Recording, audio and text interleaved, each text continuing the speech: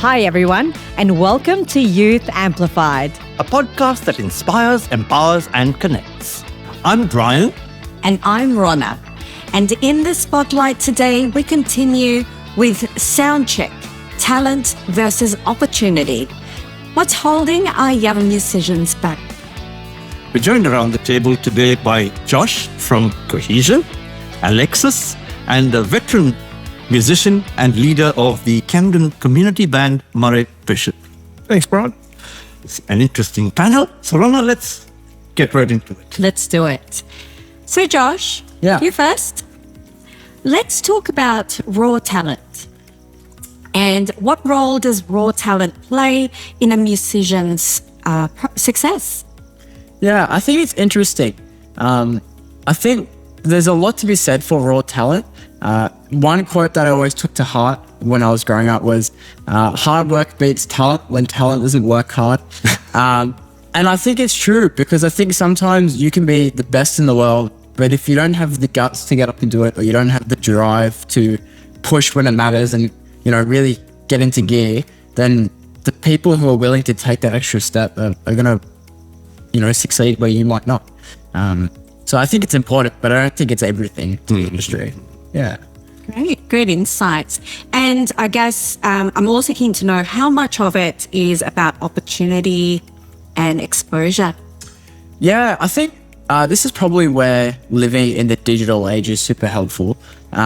Where, so my band Cohesion, we have our Instagram page where people have found us and contacted us about gigs and festivals. And so I think opportunity is a massive thing. And I think particularly being willing to say yes. I think sometimes, particularly when we start out, it can be easy to be like, I don't know if I'm good enough. I don't know if I'm quite ready for that. But be willing to say yes when opportunities come around is really important. Yeah. What do you think? You've seen it through the years. I'm fascinated that you actually sort of say that the digital age is super helpful. I actually find it the opposite. Yes, when you've got a following, it's great that people can contact you. I love your idea of saying yes, of having a go. But one of the things that we find so often is young musicians put out their band, they put out a demo. People can download it for free, therefore it has no value. So if you can get something for free, they're not going to come and buy your CD. They're not going to come and buy it. And the other part of digital is the streaming services, things like Spotify and services like that. You've got to have so many hits before you get a return. I really feel at times the digital age actually works against us. But I think if you get a blend of it, like you're talking about, I think that's really, if you can get that blend and get that publicity without selling your soul for nothing, then you've got something worth having. Yeah, absolutely. Alexis, what do you think? What's the dream? What do you want to be? I like act on stage. So that's why I'm taking classes like singing and dancing and acting, so I can train to be on stage someday. So I think, it's clear that you're both very driven, you have your dreams and aspiring to be musicians and performers. What role do you think networks play in how you might grow and succeed in your career? Yeah, it's funny. I was talking to Murray just before and sharing these great relationships we have with other people in the music space. And I think about my own group and even my own personal work as a composer, and kind of go, everything that I've gotten needs a connection to start. I did speak before about people come and find you on the digital space and then invite you into their field, and that's great. But I think actually at its heart, music is still super communal in terms of the gigs we have here in our local areas, and even just landing live music. It is big on who you know, and also who knows you as well. Networking is just so vital to get yourself a support network. It's one of the things that I think young bands particularly miss out on, is the ability to play for other bands. Yeah.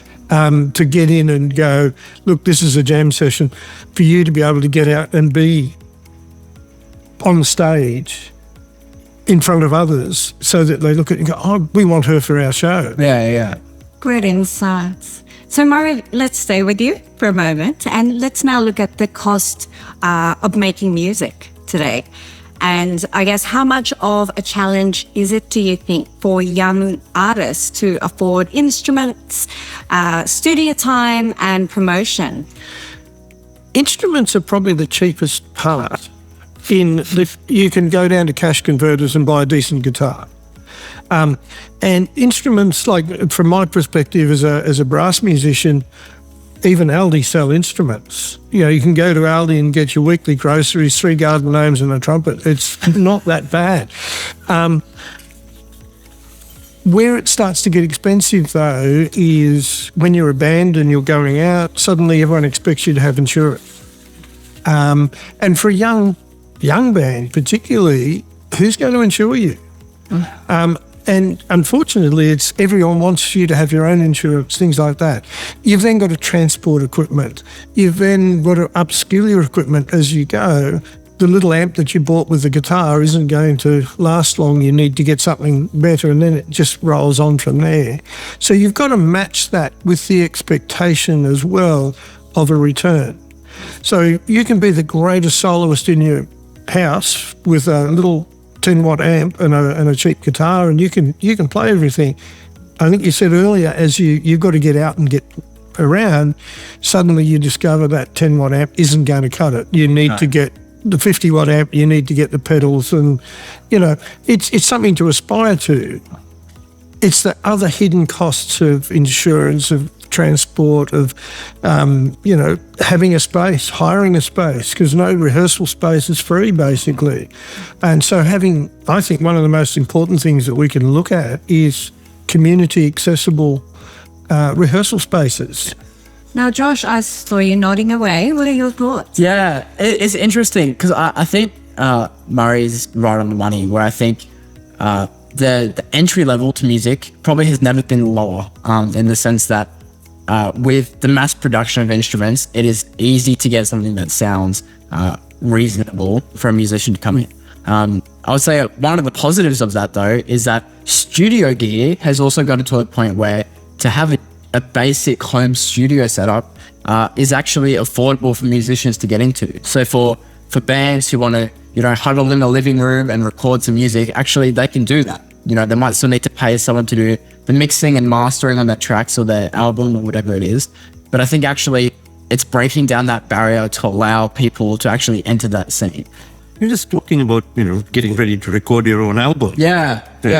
How do you feel about, your creativity? Do you have to sort of tailor it towards a popular trend, or do you think you could, really stay true to what you want to put out there? It's tricky. I think we haven't tried to put anything out there yet, so we're kind of a bit delusional in the sense that right now that we're just like, oh, people listen to what we write.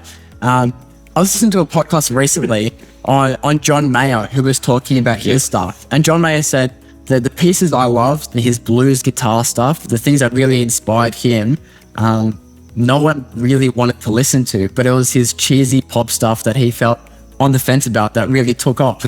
And he said it took him years and years and years to kind of marry these expectations of what he wanted versus what was actually landing with people. But at the moment, I don't really think we feel like we have to write the next pop hit. But maybe ask me in 6 months. What do you think, Murray? Look, I agree totally with what's being said here. I think it's, you don't have to start with, you don't have to do something that's commercial. You don't have to do something that's totally original. You've got to get that blend. You've got to get that viable option. And if you can hit that, great, you'll get out there. But I really love the idea of be true to yourself. Be true to your band. Your band does what it does and it's a band because it does that. And I'm wondering as well, do you think, do you think schools have a role to play in supporting talent and a love for music? Yeah, definitely, especially at Newtown. They will always like support you and help you with like everything. You know, on that note, Mari, do you think young musicians are getting enough opportunity to perform out there? No. Simple, straightforward, no. And I think you sort of, if you look at the evolution of a band or any performing ensemble, it usually starts off in mum or dad's garage, maybe in the lunchroom at school or in the music room at lunchtime. That's the first thing, and you sit down, you mess around, figure it all out, go for it. Right. Okay. We seem to miss the link that is the next step. We expect them to be able to do all that and then suddenly perform. We need to put in the baby step, if you like, of an opportunity to get up and be heard and to find out what goes wrong. I mean, you really appreciate a good gig when you've done a bad one. And when you've turned up and the gear's fallen over and something's gone wrong and this has happened, that's where you really prove your stuff and you walk away with that experience. If everything's rosy and beautiful and all the rest, you cruise along going, well, this is easy, I'll do something else. So it's that step from being the concept of a band to a performing band I think we miss out on a lot. Some bands get through. I would love to see a heap more of artists, and I'd love to see you have 10 offers of what you can do, not you have to chase one offer. And I think we need to grow in that way more and more and more. Yeah. What also disturbs me is the shutting down of live music venues. They're just decreasing by the day, and I don't know really, whether the government is offering them enough incentive to continue. The problem, when I was like 12, 13 and just starting out in the industry, every club had a 7-piece band and they would be playing 3 or 4 nights a week. In a lot of cases, pubs and clubs and, live venues have stopped because if someone's been offended who's lived next door for 15 years and said, we heard them play that, therefore we stop it. We need to get beyond that. And just opening it up is one thing, but then we need to reinvigorate it and get that happening all the time. Also have it happening at a time that's appropriate for young people to be out and about. It's great to have an 11 p.m. show or a midnight show or whatever on a Monday night. They've got to go to school in the morning. So you've got to have something on the weekend or the afternoon where it's accessible for them as well. And I think, if I step in on that, the tricky thing about that is because that scene has gotten so small, it's also quite exclusive. We are hesitant sometimes to let people into the scene, but I think everyone would do well if we actually, dropped that guard a bit and let people in. Sure, you might have a few bodgier nights of music, but I think in the long term, it'd really boost the music community. Yeah, I think you're right. It's got to grow it. It comes back to networking and cohesion with each other and working together. I love the name of your band, by the way. Yeah, thank you. But yeah, to work to get in and be able to walk in and go, well, okay, what can you do?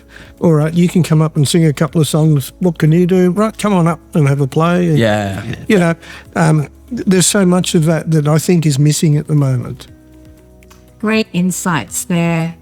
Now, Murray, I'm keen to understand, and from everyone, actually, we'll go around the table. But Murray, first, what is one essential piece of advice you would give to young artists trying to break into the music industry today? If I was to say 2 things, one would be true to yourself, stick with what you're doing. And the second thing is don't undersell yourself. Strive for the stars, but there's a value to you to get there. I would have to say, for kids my age, if they're struggling, I would say it might be hard now, but with time, it will get easier. It's tricky because I feel like I'm writing a note to myself at this point. But I think sometimes this is going to go against the grain, but don't trust the process. I think sometimes we sit back and just go, all right, it'll happen when it happens, but actually don't trust it, make it happen, chase it. Well, we're really out of time today, so thank you, Josh, Alexis, and Murray for joining us today and for this lovely conversation that we've had. Thanks for having us. Thank you. Till next fortnight, let's continue to inspire, empower, and connect. And remember, your voice matters.